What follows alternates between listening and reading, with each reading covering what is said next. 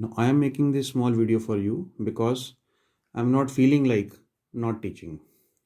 So this is the first topic, halogen derivatives. Today it is a small video, just like a trailer.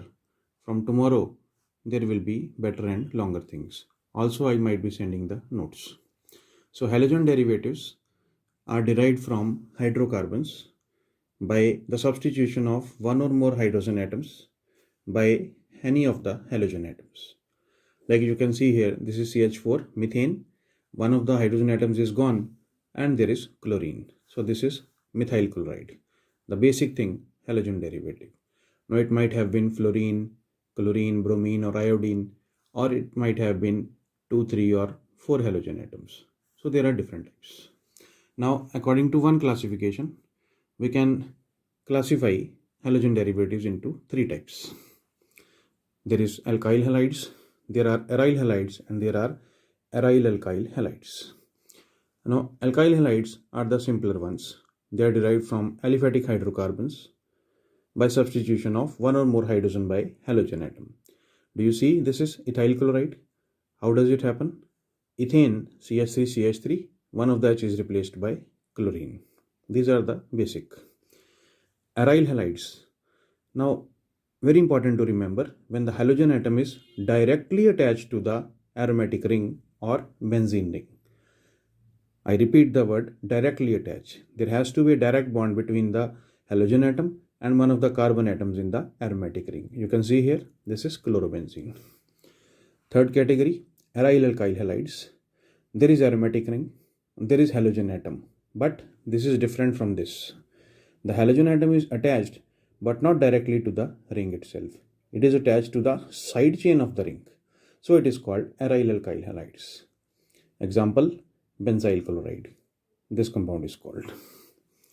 Now, it's a very interesting topic, very long chapter. Two main points which I can highlight in the beginning. Alkyl halides undergo nucleophilic substitution reactions. Nucleophilic substitution reactions. Why? That we are going to see during the chapter. And the second, which is the most important question of this chapter, order of reactivity of these halogen derivatives towards nucleophilic substitution is most reactive aryl alkyl halides, more than alkyl halides, more than aryl halides. So aryl halides are going to be least reactive. How? That we'll see during the chapter. These are the aryl halides, where halogen atom is directly attached to the benzene ring. So this much for today. It's just a small little thing that I wanted to share with you. Don't worry, tomorrow I'll be back. Thank you.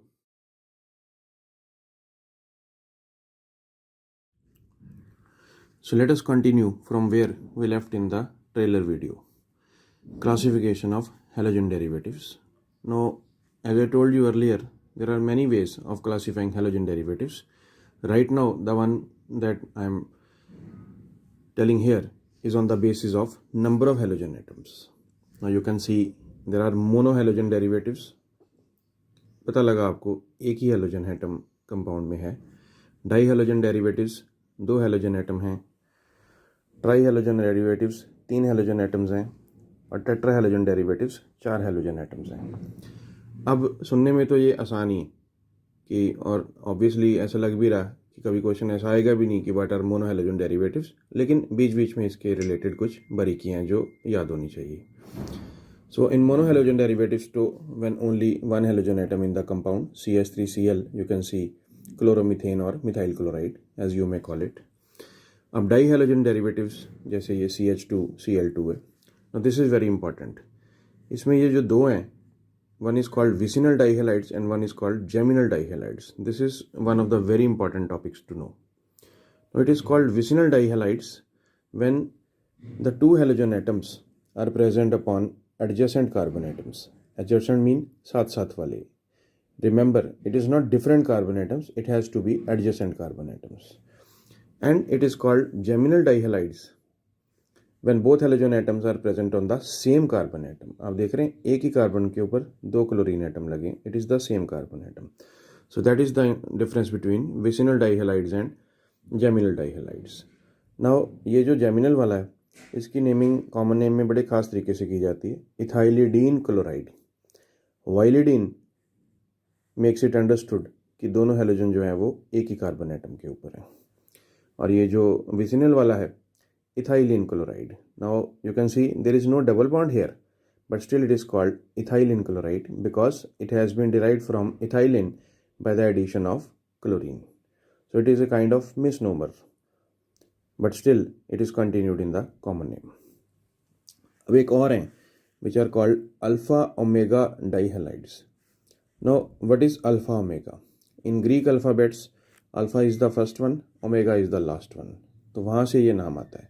अगर किसी chain of carbon atom के एक and पे एक chlorine है, दूसरे and पे दूसरा क्लोरीन है, या कोई भी और हेलोजन है, तो then it they are called alpha omega dihalide. So whenever something is alpha omega it means one particle at one end and the second particle at the other extreme end, whatever may be the number of carbon atoms. अब trihalogen derivatives, the famous example CHCl3, chloroform, you are familiar. अगर bromine रहेगा तो bromoform, iodine रहेगा तो iodoform and so on. ये बहुत important है क्योंकि इस चैप्टर में क्लोरोफॉर्म और आयोडोफॉर्म से रिलेटेड बहुत क्वेश्चंस बनते हैं. Then this is the special one, benzene ring, उसके ऊपर CH3 की जगह CCl3, तीनों हाइड्रोजन टॉल्यूइन के Cl से रिप्लेस्ड हैं. This is special one, it is called benzo trichloride. Remember इसमें ट्राई लिखना होता है, benzo trichloride. And finally tetrahalogen derivatives, 4 chlorine के साथ कार्बन टेट्राक्लोराइड. अब कार्बन टेट्राक्लोराइड का इंपॉर्टेंट क्वेश्चन रहता है, it is used as a fire extinguisher under the trade name pyrene. अब पायरैन को वैसे सर्च करें तो it is the name of another complex aromatic compound also, but here the trade name pyran is used when CCl4 is used as fire extinguisher. Now this is a special one, you will like it, C2Cl6. आप देख रहे हैं ethane के सारे hydrogen chlorine से replaced हैं. You can write CCl3, CCl3 also. So it is known as artificial camphor. This is one important thing which comes in this chapter. बाद में when we are doing chemical properties, in one of the reactions it will be formed. Then I will be asking you what is the name of this compound that you have been told. Now let us continue with another type of classification. In monohalogen derivatives there is a classification based upon hybridization of the carbon atom. अब आप जानते हैं carbon की 3 तरह की hybridisation, सिर्फ sp3, sp2, sp. Carbon तो second period में है, इसके पास डी ऑर्बिटल है ही नहीं, तो it can not undergo any other hybridization involving D orbitals. So बस ये 3 ही टाइप हैं. It is good for us ना, थोड़ा ही है. अब sp3 में अलग अलग टाइप के एग्जांपल हैं. You see very very basic and simple, CH3CH2Cl ethyl chloride. वो कार्बन जिस पे क्लोरीन लगा उसकी sp3 हाइब्रिडाइजेशन है. Very normal, very expected thing. Now this one is special, this compound allyl chloride. Allyl chloride में 3 carbon होते हैं, एक डबल बॉन्ड है 2 कार्बन के बीच में, और जिस कार्बन पे डबल बॉन्ड नहीं है उसके ऊपर क्लोरीन है. As you can see the halogen is attached to the carbon atom which is next to the carbon atom bearing the double bond. Now this particular compound is called allyl chloride and all such situations are called allylic. allylic में ये भी आएगा. देखो ये ring है 6 membered, ये 2 carbon के ऊपर बीच में डबल बॉन्ड है और इससे नेक्स्ट कार्बन के ऊपर क्लोरीन है. आगे चलते हैं, बेंजाइलिक. अब बेंजाइलिक तब कहते हैं जब वो एक एरोमेटिक रिंग हो, बेंजीन रिंग, उसकी साइड चेन का जो पहला कार्बन है उसके ऊपर कोई हेलोजन लगा हो. ना सिचुएशन थोड़ी वैसी है एलाइलिक जैसी कि जो हेलोजन जिस कार्बन के ऊपर लगा उसके नेक्स्ट कार्बन का आगे डबल बॉन्ड है, लेकिन पूरा का पूरा रिंग इन्वॉल्व है. So it is called benzylic and this particular compound is called benzyl chloride. काफ़ी इंपॉर्टेंट है. sp2 carbon. sp2 कार्बन तो वो है जो एक पाई बॉन्ड बनाएगा. इसमें 2 तरह के आ रहे हैं, एक विनाइलिक और एक एराइल. एराइल तो आप अच्छे से समझते हैं, कल भी बताया था वो ट्रेलर वाले वीडियो में. When the halogen atom is directly attached to the benzene ring और एरोमेटिक रिंग, तो सीधा सीधा क्लोरीन उस कार्बन से जुड़ा है जिसका डबल बॉन्ड है, लेकिन वो कार्बन जो है वो बेंजीन रिंग का पार्ट है. और ये दूसरे वाले, ये छोटा सा कंपाउंड, इसको विनाइल क्लोराइड कहते हैं. इथीन से डिराइव्ड है, इथीन के फॉर्मूले में से एक एच निकल के उसकी जगह पे क्लोरीन है. तो this is called vinyl chloride and you can C chlorine is directly present on the carbon atom which is forming the double bond. और ऐसी कोई भी सिचुएशन रहेगी तो विनाइल से डिराइव करके उसको विनाइलिक कहा जाता है. जैसे ये वाला विनाइलिक है, इसमें 3 कार्बन है, 2 कार्बन के बीच में डबल बॉन्ड है, लेकिन क्लोरीन उसी कार्बन पे लगा जिसके ऊपर डबल बॉन्ड है। अब ये भी 6 मेंबर्ड रिंग है, बीच में एक डबल बॉन्ड है, क्लोरीन जिस पे लगा उसका अपना डबल बॉन्ड है। अब ये वाली क्लासिफिकेशन काफ़ी इंपॉर्टेंट है, वो रीज़न तो बाद में आएगा, लेकिन थोड़ा सा हिंट आई वांट टू से टू यू कि ये वाले जो हैं जिसमें हेलोजन उस कार्बन पे लगा है जिसके नेक्स्ट कार्बन का डबल बॉन्ड है, ये काफ़ी रिएक्टिव होते हैं। काफ़ी रिएक्टिव कौन से रिएक्शंस में होते हैं, याद है कल बताया था, न्यूक्लियोफिलिक सब्स्टिट्यूशन। और ये वाले जिनमें हेलोजन उस कार्बन पे लगा है जिसका अपना ही डबल बॉन्ड है, ये बहुत कम रिएक्टिव होते हैं। कौन से रिएक्शन में? हाँ जी, ठीक सोचा आपने, न्यूक्लियोफिलिक सब्स्टिट्यूशन। अब ये लास्ट वाले जिसमें कार्बन जो है sp हाइब्रिडाइज्ड होगा, ये थोड़े कम इंपॉर्टेंट है, ज़्यादा इसका आता नहीं आगे। तो the carbon atom which is bearing the halogen is having a triple bond, so they might be called alkynyl halides. You can सी ये एसिटिलीन के मॉलिक्यूल में से एक H की जगह पे एक ब्रोमीन लगा। तो क्लासिफिकेशन में तो फिलहाल इतना ही। इसके अलावा एक और होती है क्लोरो डेरिवेटिव्स, फ्लोरो डेरिवेटिव्स, ब्रोमो डेरिवेटिव्स, आइडो डेरिवेटिव्स। वो आप जानते ही हैं कि वो जो हेलोजन लगा है उसी के नाम पे वो क्लासिफिकेशन है, तो उसको तो वो ज़्यादा ऐसे लिखने वगैरह का ज़्यादा काम नहीं है मेरे ख्याल से। तो अब क्लासिफिकेशन वाला काम हमारा हो गया। अभी थोड़ी देर बाद मैं नेक्स्ट वीडियो भेजता हूँ, तो उसमें हम नेक्स्ट टॉपिक करेंगे। और प्लीज़ ये नोट्स वगैरह सारे बना लेना, और अगर वीडियो को आप 2-3 बार देखेंगे तो आपको सब याद ही हो जाएगा। इतना याद हो जाएगा कि जब मैं क्लास में पूछूंगा तो फटाक से याद खड़े करेंगे ना। Thank you.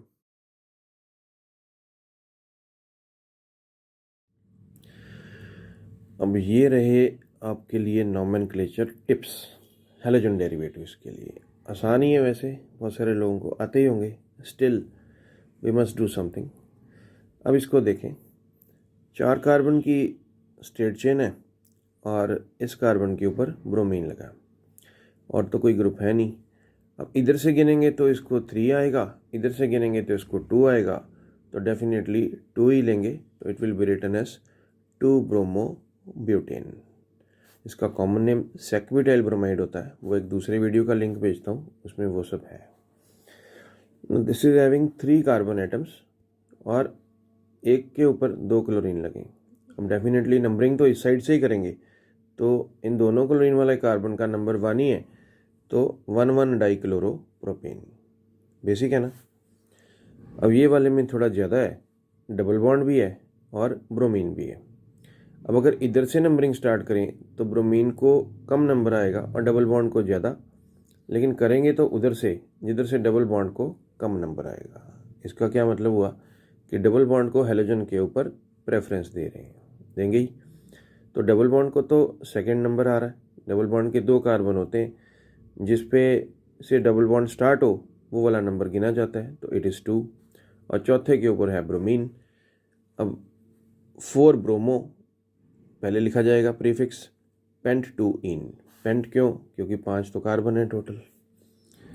अब ये वाला थोड़ा उससे मिलता जुलता है, इसमें भी 5 कार्बन की चेन है, तो नंबरिंग इधर से कर रहे हैं जिधर से डबल बॉन्ड को छोटा नंबर आ रहा है, तो एंड में इसके तो पेंट 2 इन फिर से आएगा।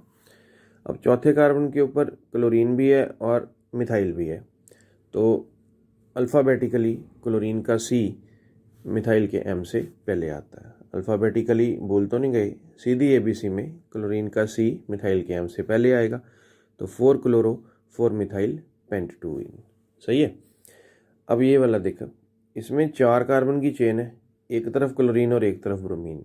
अब दोनों पलड़े एक जैसे ही लग रहे हैं क्योंकि दोनों तो हेलोजन है, तो रूल ये है कि अगर ऐसा कुछ हो जाए तो अल्फ़ाबेटिकली फिर से आ गया ना अपना वर्ड, सीधी ABC, तो उस साइड से नंबरिंग करेंगे जिस साइड से ब्रोमीन को पहला नंबर आ रहा है, क्योंकि B जो है वो C से पहले आता है। आप सीधी OBC बोल के देखें तो पता लगेगा आपको।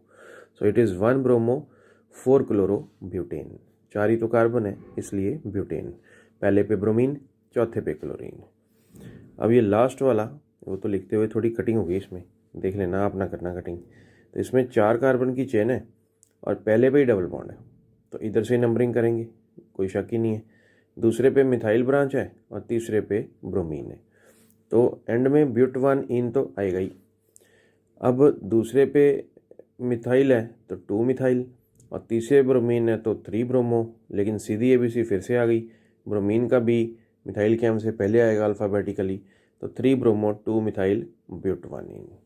तो ये तो हो गए थोड़े बहुते नोमेनक्लेचर के टिप्स हैलोजन डेरिवेटिव्स के लिए। तो आप इनको एक बार रिवाइज करो, स्ट्रक्चर बनाओ, खुद करके देखो, वीडियो देखो एक दो बार दोबारा, तो फिर मैं प्रैक्टिस के लिए क्वेश्चन भेजता हूँ फटाफट।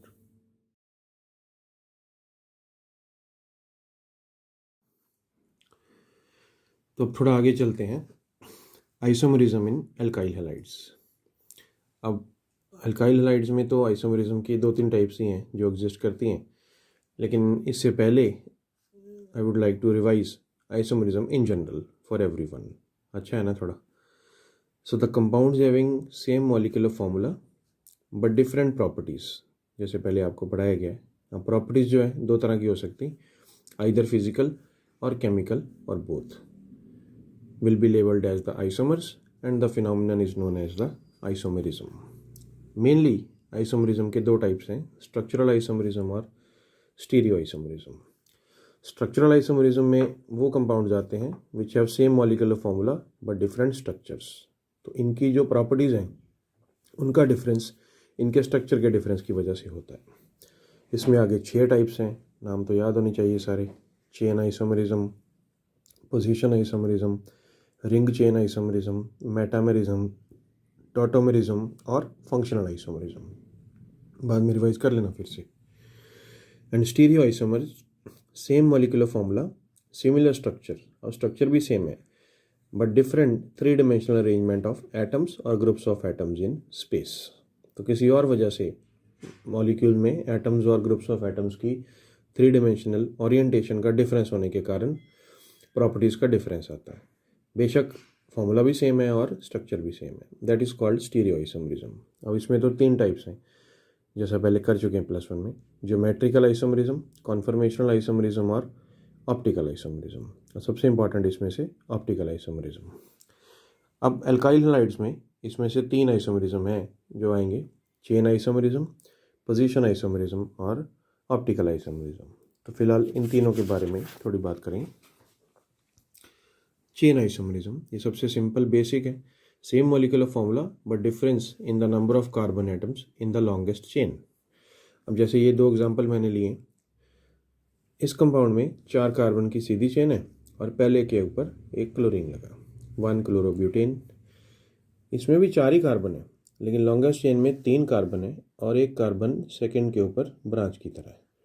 तो फॉर्मूला तो दोनों का सेम है, ये एन ब्यूटाइल क्लोराइड है और ये आइसोब्यूटाइल क्लोराइड है, लेकिन इसमें लॉन्गेस्ट चेन में 4 कार्बन है, इसमें लॉन्गेस्ट चेन में 3 कार्बन है। सो ये चेन आइसोमरिज्म। पोजीशन आइसोमरिज्म में same molecular formula but difference in the position of the halogen atom. अब ये हैलोजन एटम तो मैंने लिखा है अल्काइल हैलाइड के हिसाब से, अदरवाइज इन जनरल अगर देखा जाए तो उसमें 2-3-4 चीज़ें हैं जो डिफरेंट हो सकती हैं। मल्टीपल बॉन्ड की पोजीशन, जिसमें डबल बॉन्ड और ट्रिपल बॉन्ड आएगा, सब्स्टिट्यूएंट की पोजीशन जिसमें अल्काइल ग्रुप आएंगे और हैलोजन वगैरह आ जाएगा, फंक्शनल ग्रुप की पोजीशन जैसे अल्कोहल ग्रुप वगैरह की पोजीशन, फिलहाल यहाँ पे हैलोजन के हिसाब से। ये एन प्रोपाइल क्लोराइड है, 3 कार्बन की सीधी चेन और पहले के ऊपर हैलोजन। ये आइसोप्रोपाइल क्लोराइड है, 3 कार्बन की सीधी चेन और दूसरे के ऊपर हैलोजन। तो हैलोजन की पोजीशन का फर्क है, इसलिए ये पोजीशन आइसोमरिज्म। अब ऑप्टिकल आइसोमरिज्म। अब ऑप्टिकल आइसोमरिज्म का ये थोड़ा सा ब्रीफ है, ये अच्छी तरह से समझ आएगा अगर सेपरेटली ऑप्टिकल आइसोमरिज्म अच्छी तरह से पढ़ा। तो I will try that I have a long video focused only upon optical isomerism for the students who have not studied it earlier. So same molecular formula, similar structures, but difference in the behavior towards plane polarized light. These are the keywords. Difference in the behavior towards plane polarized light are called optical isomers and this phenomenon is called optical isomerism.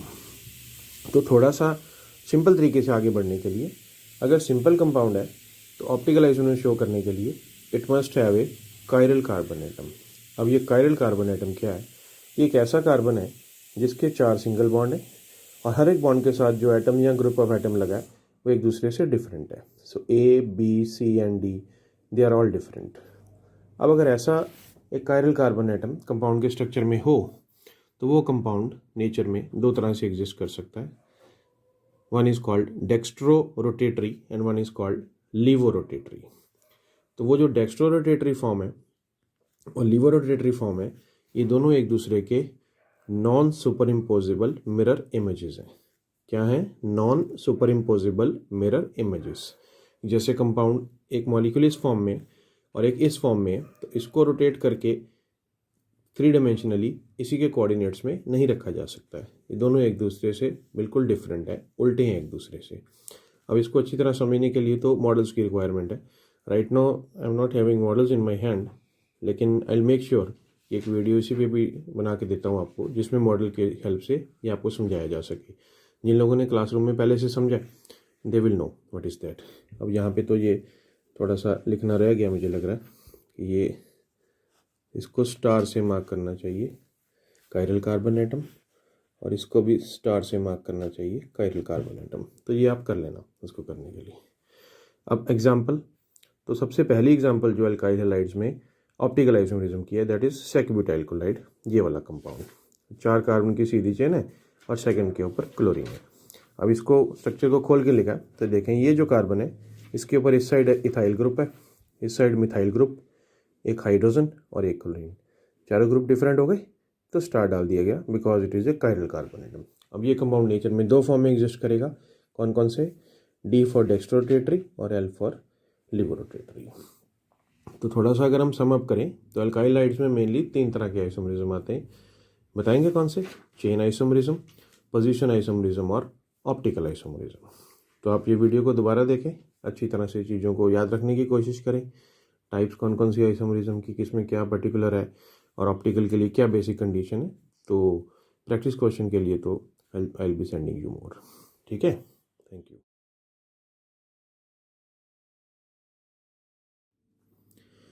So let me discuss with you some problems which I have given to you today.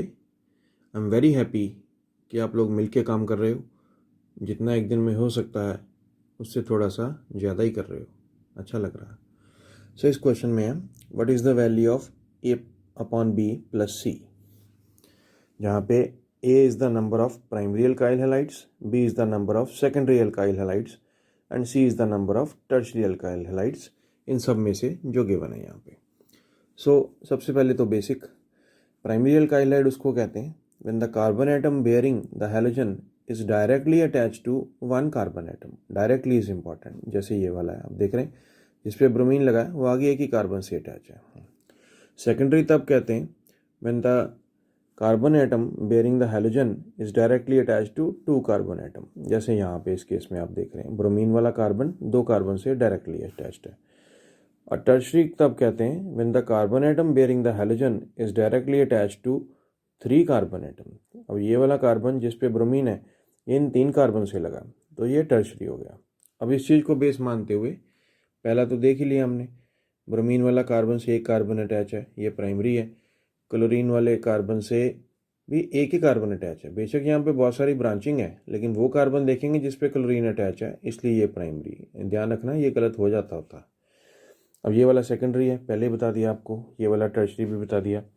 अब ये ring में ये carbon जिसके ऊपर bromine है ये directly in 2 carbon से attach है, देखा जा रहा है, इसलिए सेकेंडरी। अब इधर आए तो जिस कार्बन के ऊपर ब्रोमीन है ये कार्बन सिर्फ एक ही कार्बन से डायरेक्टली अटैच है, ये प्राइमरी हो गया। अब ये वाला कार्बन जिस पे क्लोरीन है ये इधर रिंग वाले कार्बन से अटैच है, उधर एक और कार्बन 2 कार्बन से अटैच है, तो ये सेकेंडरी हो गया। और ये वाला बेशक बहुत सारी ब्रांचेज हैं, लेकिन इस कार्बन को देखेंगे जिस पे क्लोरीन अटैच है ये 2 ही कार्बन से अटैच है, सेकेंडरी। और मिलता जुलता ये वाला जिस कार्बन पे ब्रोमीन है ये 2 कार्बन से अटैच है, तो ये भी सेकेंडरी। तो अगर आप इन सबको गिना जाए तो मैंने लिखा यहाँ पे, तो ए की वैल्यू 3 आ रही, 3 प्राइमरी वाले, 5 जो है वो सेकेंडरी वाले और 2 जो है वो टर्शरी वाले। तो वैल्यू पुट करेंगे, वो जो इक्वेशन दी थी a upon b plus c, तो इट इज़ 3/5 + 2, और 3/5 तो 0.6 होता है, और 2 में प्लस करेंगे तो 2.6। तो ये तो क्वेश्चन हो गया। तो आप लोग बधाई के पात्र हैं जिन्होंने इसका सही आंसर मुझे भेजा है। Till next time, thank you.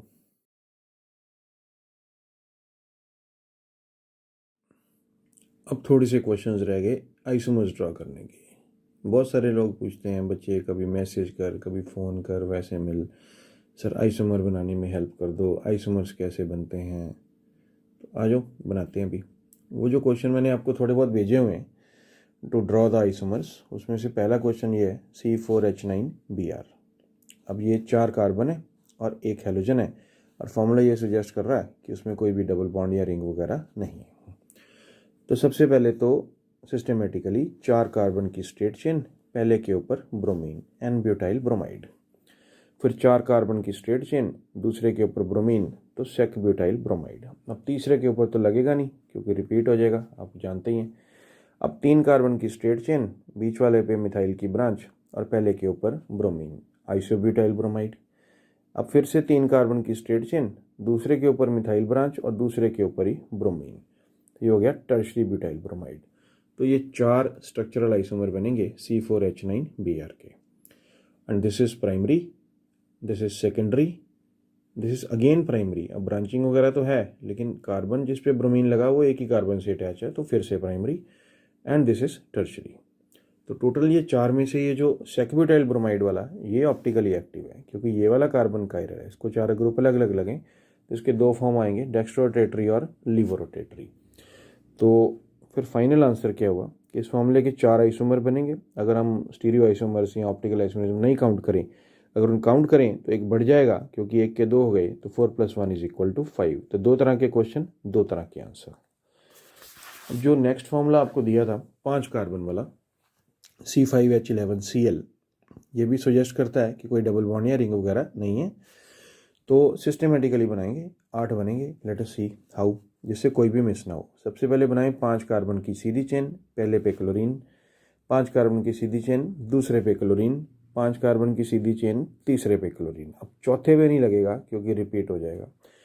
फिर चेन छोटी करें, 4 कार्बन की सीधी चेन, पहले पे क्लोरीन और यहाँ ब्रांच लगी। अब ब्रांच जो है ना तो पहले पे लगेगी और ना लास्ट पे लगेगी क्योंकि नहीं तो वो चेन का ही पार्ट हो जाएगा। तो यहाँ पे ब्रांच और फिर से वैसे ही एक 4 कार्बन की चेन, पहले पे क्लोरीन और ये वाले पे ब्रांच, ये 2 हो गई।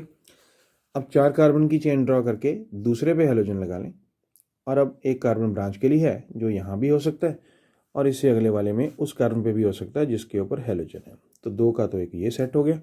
फिर सिस्टमेटिकली 3 कार्बन की चेन और पहले पे क्लोरीन, 2 मिथाइल ब्रांच की तरह है हमारे पास जिनको यहाँ लगाया जा सकता है। तो ऐसा करने से ये जो टोटल आइसोमर इस फॉर्मूले के बने हैं जो स्ट्रक्चरल वाले हैं वो आप देख सकते हैं जी, 1 2 3 4 5, 5 तो इस साइड ड्रॉ किए मैंने, 6 7 और 8, तो 8 हैं। अब ये 5 इस साइड के और 3 इस साइड के 8। अब इसमें ऑप्टिकल भी मैं गिनना चाहता हूँ जो लिखे नहीं है वहाँ पे, लेकिन वो ये वाला कार्बन कायरल है तो 2 फॉर्म में एग्जिस्ट करेगा, डेक्स्ट्रो और लीवो। ये वाला कार्बन कायरल है, 2 में एग्जिस्ट करेगा, डेक्स्ट्रो और लीवो। ये वाला भी कायरल है, 2 में एग्जिस्ट करेगा, डेक्स्ट्रो और लीवो। तो 3 में तो ऑप्टिकल एक्टिविटी है, 8 तो टोटल थे। तो फाइनल आंसर अगर इसको ऑप्टिकल एक्टिव के साथ लिखना है तो 8 + 3 = 11। ये अगर क्वेश्चन में पूछा गया है कि बिना ऑप्टिकल या स्टीरियो गिने हुए कितने आइसोमर्स हैं तो 8 हैं, और अगर उसके साथ है तो कितने हैं, 11 हैं। तो ये तो हो गया भाई बेसिक आइसोमर ड्रॉ करने के 2 इंपॉर्टेंट क्वेश्चन। वीडियो को दोबारा देखें, नोट्स बनाएं, जो खुद बनाएं उसके साथ मैच करें, चेक करें। एकदम परफेक्शन आ जानी चाहिए कि whenever you are asked to draw the structure of isomers of 4 carbon और 5 carbon full complete saturated formula halogen derivative, you should be able to draw properly. Thank you.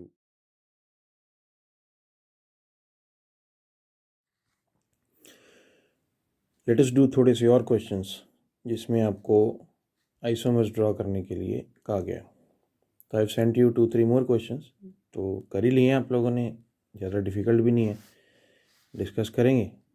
आओ फिर। अब ये C3H6Cl2 है। अब Cl के 2 और H के 6 मिलाए तो C3H8 टाइप हो जाता है सैचुरेटेड। इसका मतलब ना तो इसमें कोई डबल बॉन्ड वगैरह है और ना इसमें कोई रिंग वगैरह। तो सीधे 3 कार्बन बनाए और पहले के ऊपर 2 क्लोरीन, 3 कार्बन फिर से बनाए और दूसरे के ऊपर 2 क्लोरीन, 3 कार्बन फिर से बनाए, 1 क्लोरीन पहले पे और 1 क्लोरीन तीसरे पे। सही हो गया ना, ये तो आसान ही थे। अब फिर 3 कार्बन बनाए और 1 क्लोरीन पहले के ऊपर और 1 क्लोरीन जो है वो दूसरे के ऊपर। अब लेकिन ये बीच वाला कार्बन हो गया कायरल कार्बन क्योंकि इसके ऊपर जो 4 ग्रुप लगे हैं वो अलग अलग है। तो ये तो 2 फॉर्म में एग्जिस्ट करेगा, डेक्स्ट्रोरोटेटरी और लीवोरोटेटरी। तो अगर स्ट्रक्चर वाइज गिने तो इस फॉर्मूले के मेरे पास 1 2 3 और 4 बन रहे हैं जैसे आप देख रहे हैं। और अगर स्टीरियो या ऑप्टिकल गिनना है तो 4 + 1 कितने हो गए 5। ये 1 क्यों बढ़ाया गया, क्योंकि इसकी 2 फॉर्म है। तो इस क्वेश्चन का आंसर तो इफेक्टिवली 5 हो गया, नहीं तो 4 अगर ऑप्टिकल नहीं गिनने हैं तो। अब अगला फॉर्मूला मिलता जुलता है लेकिन थोड़ा सा ट्विस्ट है। C3H6Cl Br, हैलोजन तो दो ही हैं लेकिन दोनों अलग अलग हैं। अब ये 3 कार्बन बनाए और पहले के ऊपर Cl और Br, इस चक्कर में ये पहला ही कार्बन कायरल हो गया। इसके ऊपर एक कोलिन है, एक ब्रोमीन है, एक इथाइल ग्रुप है और एक हाइड्रोजन है जो लिखा नहीं है यहाँ पे। तो ये 2 फॉर्म एग्जिस्ट करेगा, डेक्स्ट्रो लिवो। फिर 3 बनाई और पहले की जगह दूसरे के ऊपर एक कोलिन और एक ब्रोमीन, लेकिन इसमें कैरलिटी नहीं है। फिर से 3 बनाए, एक तरफ कोलिन और एक तरफ ब्रोमीन, दोनों अपोजिट एंड पे। अब जो लास्ट वाला है इसमें वेरिएंट बनेगा। अब 3 कार्बन की चेन बनाई और पहले पे ब्रोमीन और दूसरे पे क्लोरीन, और पहले पे क्लोरीन और दूसरे पे ब्रोमीन, और इन दोनों में ही जो बीच वाला कार्बन है वो कैरलिटी शो कर रहा है। तो ये डेक्स्ट्रोरेटरी लिवोरोटेटरी, डेक्स्ट्रोरेटरी लिवोरोटेटरी। तो अगर स्ट्रक्चर वाइज गिना जाए तो मैं फिर से दिखा देता हूँ, 1 2 3 4 5 बन रहे हैं, और अगर ऑप्टिकल गिने तो 5 में से 3 के 2 2 हो जाते हैं। तो इफेक्टिवली आंसर क्या हो गया 5 अगर ऑप्टिकल नहीं पूछे हैं, और आंसर क्या हो गया 8 अगर ऑप्टिकल या स्टीरियो आइसोमर पूछे हैं तो अब ये एक और क्वेश्चन है। तो C3H5Cl3, 5 + 3 अभी भी 8 ही है, तो उस टाइप का ही है, ना तो डबल बॉन्ड है और ना इसके अंदर कोई रिंग है। So we draw 3 carbon atoms and all 3 chlorine are on the first carbon only. Again we draw 3 carbon atoms and 3 chlorine are respectively on 1 2 and 3 third carbon atom, तीनों अलग अलग कार्बन पे हैं। अब फिर से 3 कार्बन ड्रॉ किए, पहले के ऊपर 2 क्लोरीन और दूसरे के ऊपर 1 क्लोरीन। तो ये स्टार डल गया क्योंकि ये कार्बन कायरल हो गया इस चक्कर में।